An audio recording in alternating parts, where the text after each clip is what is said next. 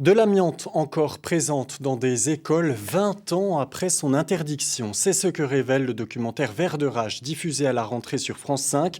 On retrouvera le co-réalisateur de cette enquête, Martin Boudot, dans quelques instants. Une enquête qui montre notamment que très peu de mairies livrent des informations à ce sujet. Et parmi les grandes villes concernées, seules 7 ont communiqué, dont Reims. Isabelle Forboto, Isabelle Griffon.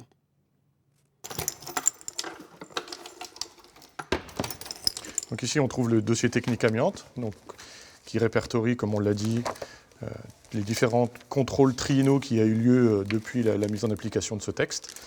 Et donc on retrouve ici l'état de conservation des matériaux qui date donc ici de 2022. C'est une obligation d'avoir sur site au même titre qu'un registre de sécurité ou un registre d'accessibilité. L'école Galilée fait partie des 60 écoles primaires et maternelles de Reims concernées par la présence d'amiante dans leurs locaux. 60 écoles sur 104, des bâtiments à la charge totale de la municipalité. Depuis 1997, l'amiante est interdit et tous les établissements qui en possèdent sont sous surveillance. On n'attend pas d'être dans une situation catastrophique, jamais de la vie. Il n'y a pas non plus un plan qui systématiquement dit on va casser alors qu'il n'y a pas de danger, il n'y a pas lieu de le faire. Les diagnostics à la ville de Reims sont tous très favorables, il n'y a pas d'urgence. Donc c'est plutôt une volonté de notre part. Au fur et à mesure des travaux, on évalue et on se dit là il est temps pour justement ne jamais être dans l'urgence.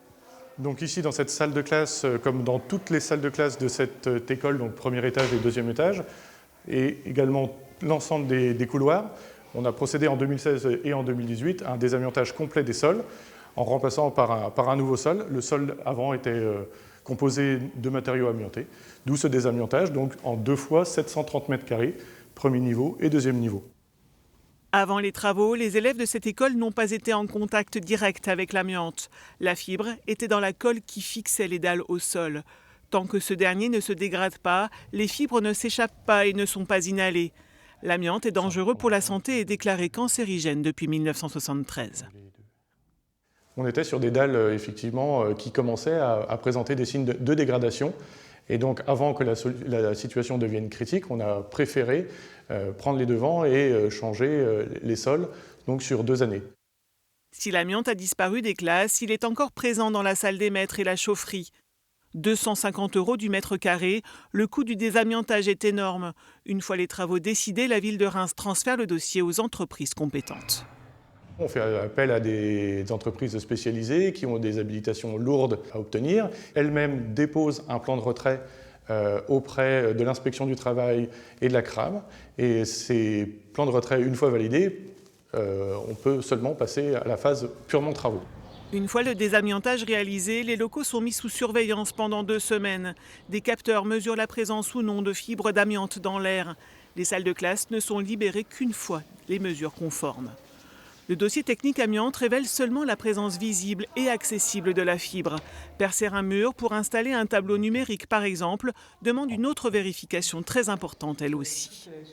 Pour percer un mur, il vaut mieux faire un repérage avant travaux, puisque si on a de l'amiante dans un enduit ou dans une bande, on n'aura pas forcément cet élément dans le DTA. Les directeurs et directrices d'école sont aussi des vigies essentielles pour les services techniques de la ville. Nous ne les entendrons pas car le ministère de l'Éducation nationale a mis son veto quant au tournage de ce reportage. Cet été, dans les écoles rémoises de Tournebonneau et Vasco de Gama, des travaux de désamiantage des façades auront lieu. Chaque année, la ville de Reims consacre plusieurs centaines de milliers d'euros au désamiantage de ces écoles.